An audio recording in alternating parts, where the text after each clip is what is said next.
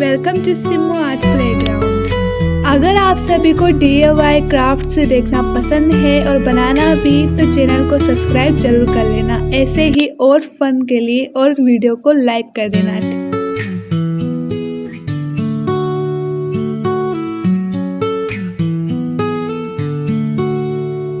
इन डंडे को बनाने के बाद अब बारी है इन्हें ब्लैक कलर करने की, तो सभी को आप अच्छे से ब्लैक कलर कर देना।